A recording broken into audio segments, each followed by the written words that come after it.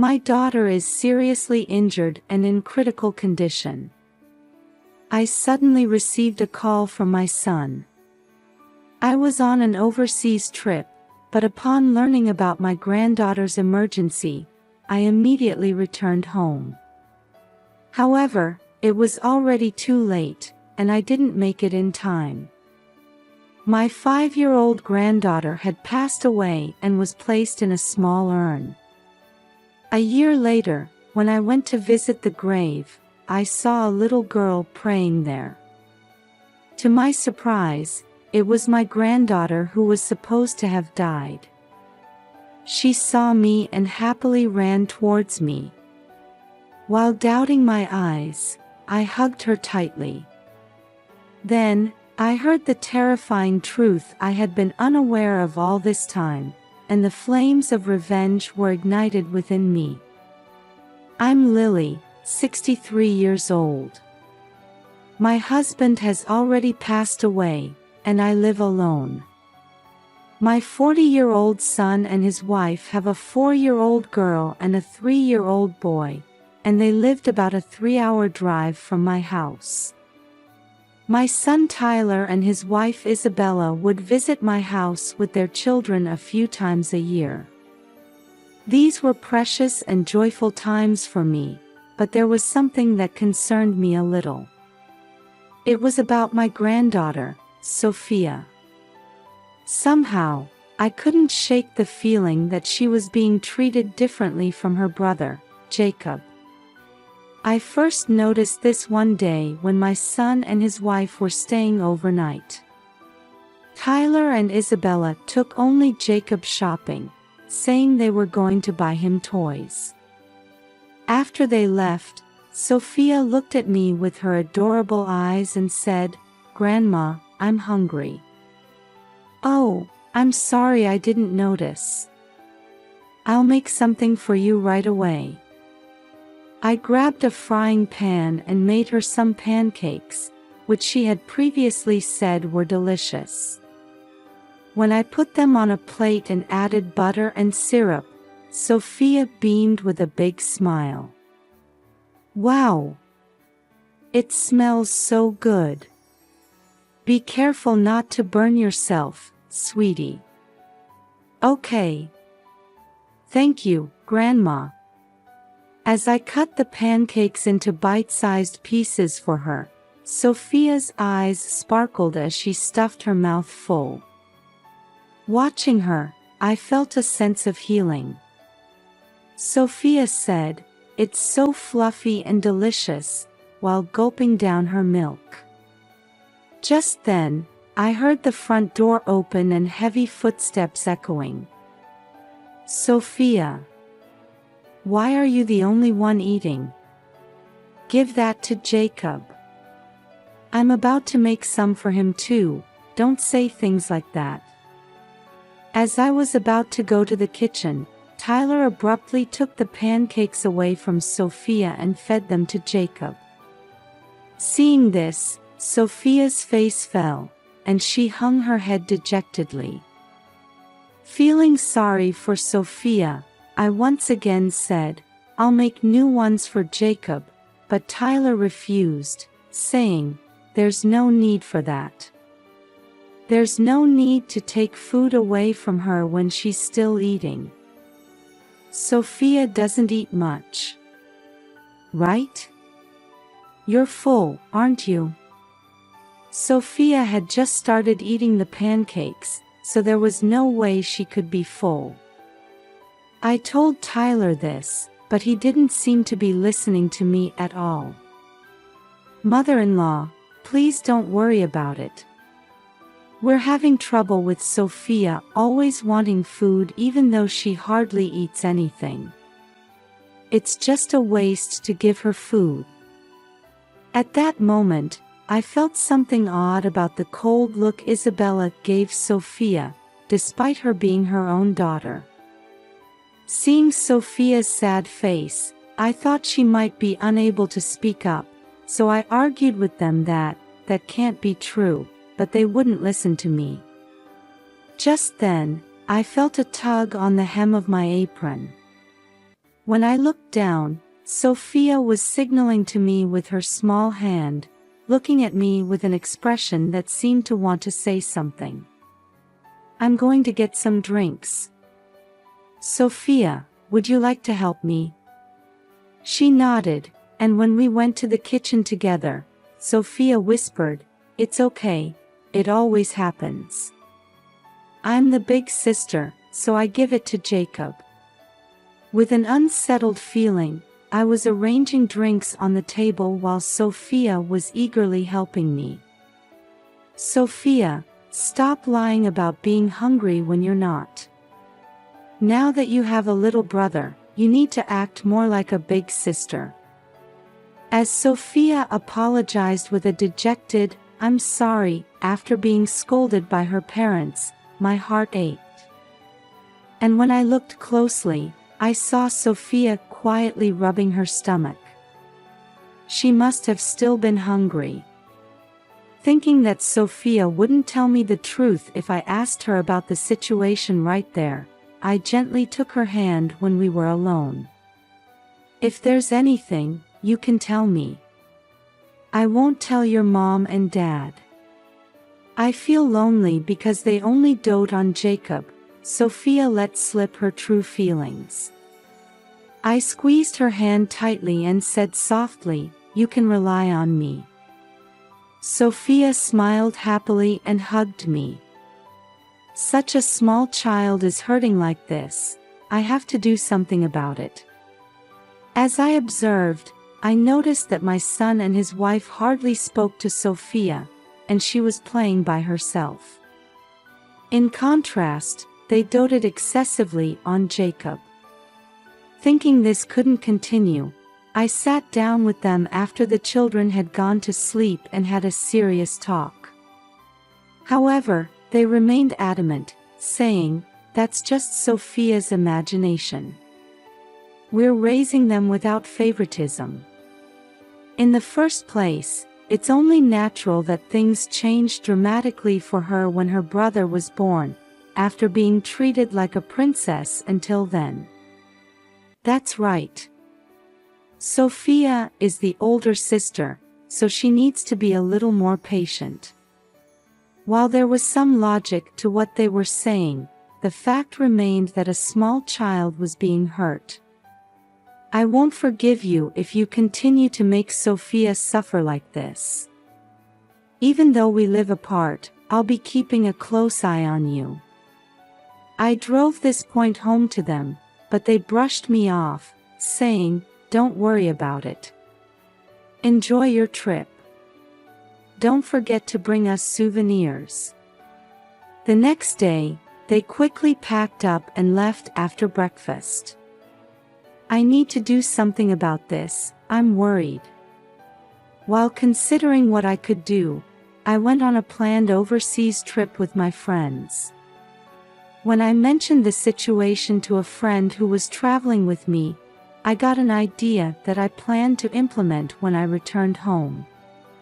On the third day of the trip, while we were having a meal, I suddenly received a call from Tyler. "Sophia has been seriously injured." "What? What's her condition? Tell me what you know." Apparently, Sophia had fallen from a jungle gym, hit her head hard, and was covered in blood. She was unconscious and had been taken to the emergency room, where they said her life was in danger.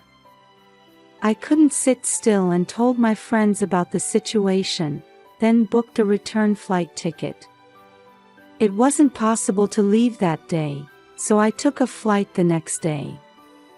During that time, I tried to contact Tyler but couldn't get through, so I spent the time anxiously waiting. When I called my son to go directly to the hospital where Sophia had been taken from the airport, he spoke in a strained voice. "I'm sorry I couldn't answer your calls all this time. Sophia didn't make it. She passed away shortly after I called you. Her injuries were so severe that we've already held the funeral and cremated her."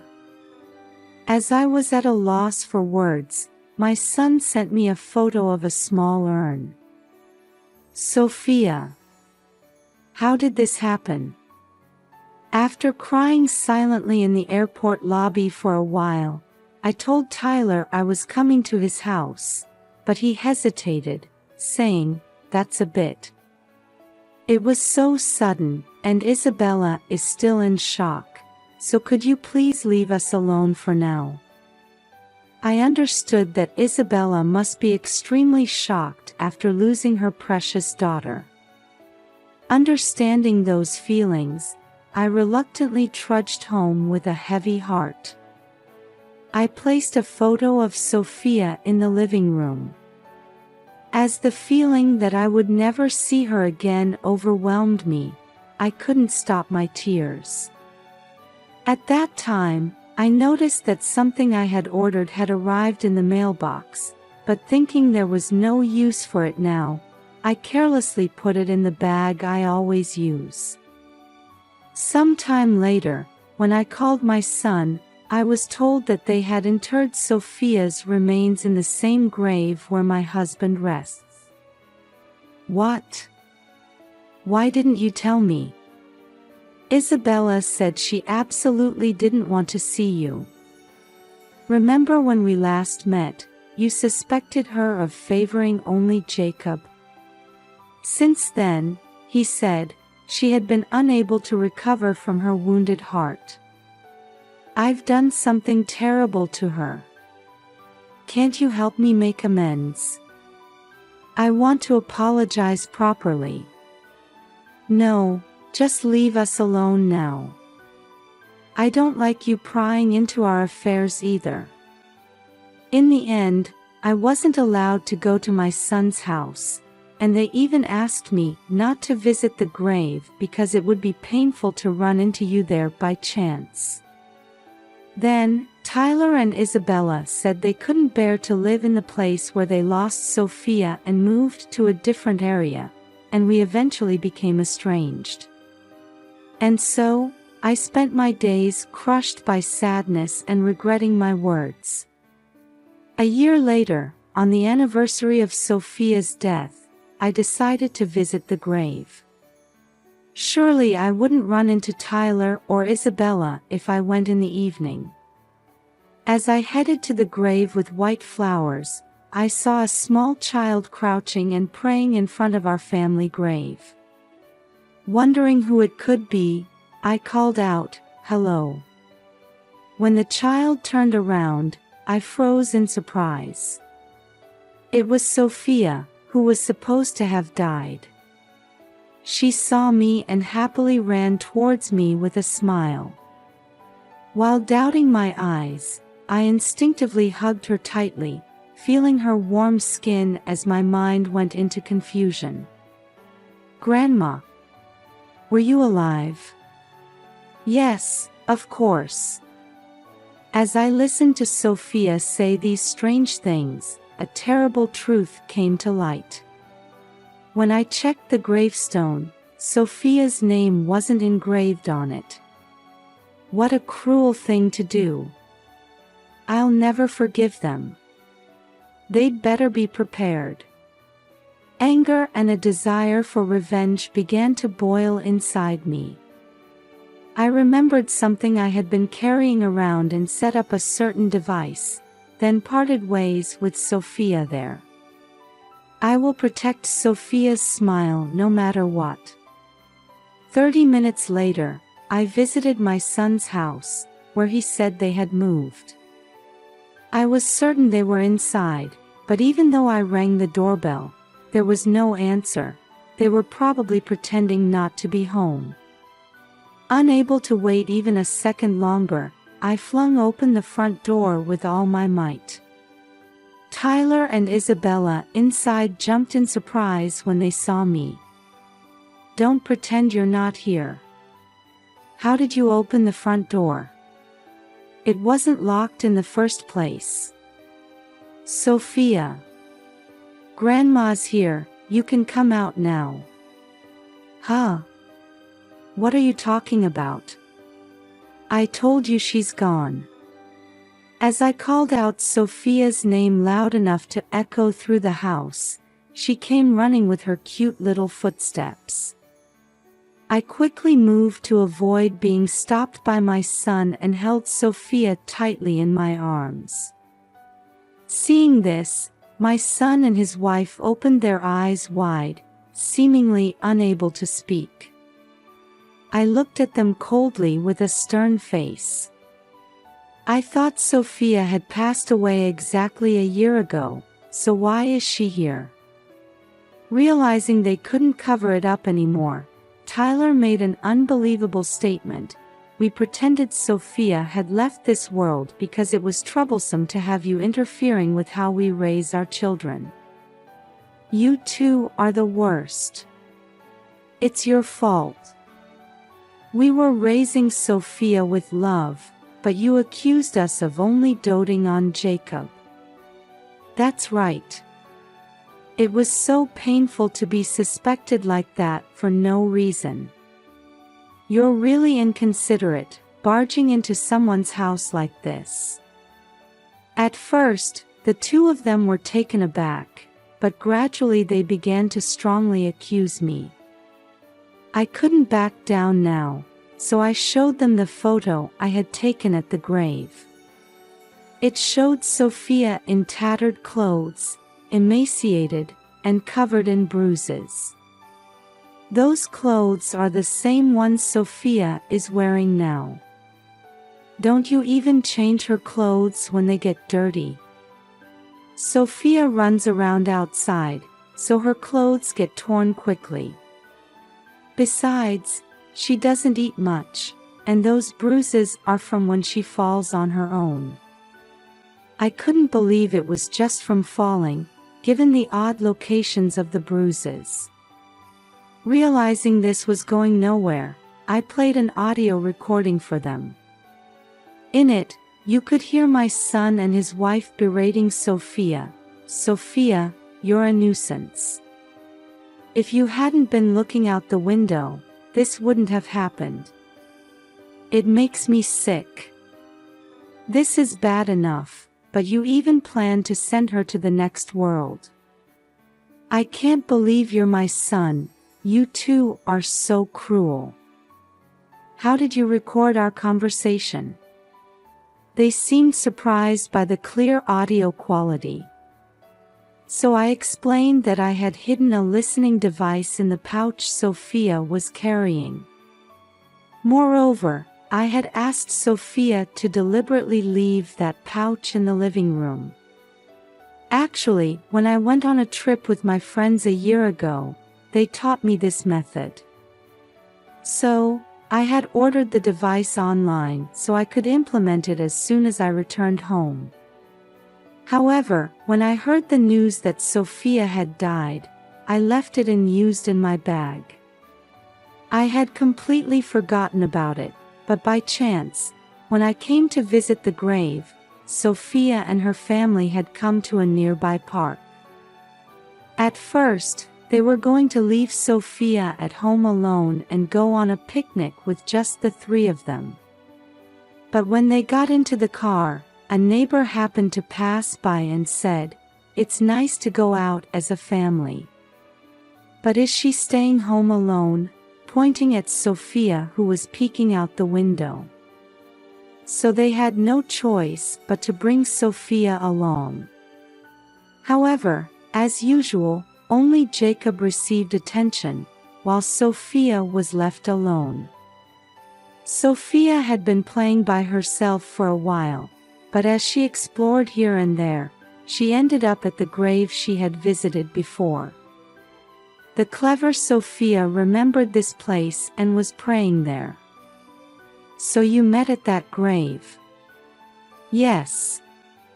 That's when I planted the listening device and followed you here." "Don't play dirty tricks." "Oh my, is that something someone who pretended to send Sophia to the next world and even taught this child that I had passed away can say?" My son and his wife had taught Sophia that Grandma has died, so that she and I wouldn't meet. What kind of people are they? Perhaps they didn't expect to be found out to this extent, but they seemed unable to say a word as I hit a sore spot. They looked awkward for a moment, but soon they seemed to remember something and approached me. "How dare you eavesdrop on other people's conversations? We'll sue you. Go ahead if you want. But just eavesdropping alone isn't punishable by law. Besides, I did it to protect my precious granddaughter, so there's no problem." When I refuted them confidently, Isabella, who had been silent until then, approached Sophia. Sophia, thinking she might do something to her, shrank back and started trembling.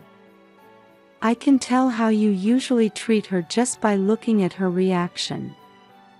Stop making false accusations. I'm really going to call the police. Go ahead. Call them right now. But it won't be me who gets arrested, it'll be you too. As I hugged Sophia tightly and glared at them, they suddenly turned pale. When I pressed them about why they had done such a terrible thing, Tyler reluctantly opened his mouth. Girls are useless, aren't they? They'll just get married and go to someone else's family, while boys can become heirs. If that's such a ridiculous reason, what are those documents on the table? My son tried to hide them with a startled look, but I quickly snatched them away before he could. Looking inside, I found an insurance policy for children, with marks next to the amounts payable in case of death or severe aftereffects. They had even been aiming for Sophia's life insurance money. This is just in case of an emergency. Before I came into this house, you were planning to send Sophia to the next world, weren't you? Actually, there was more to this story. They were laughing and talking about how even if they failed, they would still get money if Sophia became disabled. I can't leave these children with you. Who knows what you might do? Isabella, did you call the police? If not, I'll contact them. Wait, please. Mom, calm down. If we get involved with the police, it's Sophia and Jacob who will suffer. Is that what you want? Thinking they didn't understand at all, I held hands with my grandchildren and turned to face them. Then I suggested, let's ask them, and my son and his wife agreed, saying, that's a good idea. I don't want a papa and mama who won't even feed me. I want to be with grandma. Hearing these words, Tyler and Isabella simultaneously snorted, saying, see, Sophia isn't cute. Next, I got down to Jacob's eye level and said, tell me what you're thinking, anything is fine. Jacob said, I don't like Papa and Mama either. Because they're mean to Sophia. Tyler and Isabella looked dumbfounded. It was revealed that they had also occasionally given Jacob harsh punishments under the guise of discipline. How could they have treated such young children in a way that made them say they were unwanted? Actually, when I reunited with Sophia at the grave, I had already heard about this. Jacob was a kind child, and whenever Sophia was scolded by their parents and denied meals, he would secretly bring her bread to eat. Despite being so young, the siblings had a strong bond, which reassured me. It's settled then. Sophia, Jacob, from now on, let's live together. The children's expressions immediately brightened, and they nodded vigorously. Wait a minute. What's going to happen to us? First, I suppose it'll be a holding cell. After that, Perhaps a life surrounded by high walls. Anyway, make sure you reflect deeply on what you've done. As I took the hands of my dear grandchildren and headed towards the front door, Tyler and Isabella bowed their heads repeatedly, begging for forgiveness. They would probably just repeat the same behavior again. I stopped for a moment and looked Tyler and Isabella straight in the eyes. I'll have others judge what you've done. Be prepared. They clung to me, crying, but there was no way I would believe their excuses. Furthermore, thinking it was impossible to convince me, they kept telling Sophia and Jacob, "Please forgive Papa and Mama." When Sophia and Jacob said, "We hate Papa and Mama. Don't touch us," Tyler and Isabella became dazed on the spot. After that, I filed a police report and submitted the photographic and audio evidence. My son and his wife were asked to come in for voluntary questioning, and it was determined that they had been causing daily suffering to their children. They ended up spending some time in prison. I decided to officially adopt Sophia and Jacob as my own children. Actually, it was Sophia who had quietly unlocked the front door of their house that day. When I asked her to do so at the grave, the clever Sophia carried out the request perfectly. That's why I was able to rescue them from those evil hands, and I truly feel that now. Since then, Sophia has had a hearty appetite, returned to a healthy weight, and plays energetically every day.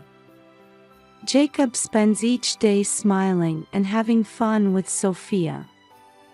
I told the two of them, "If you ever want to see Papa and Mama, just let me know," but they don't seem to have any desire to do so at all. I wonder how Tyler and Isabella raised them. I vowed to keep working hard so that my grandchildren can always wear smiles on their faces.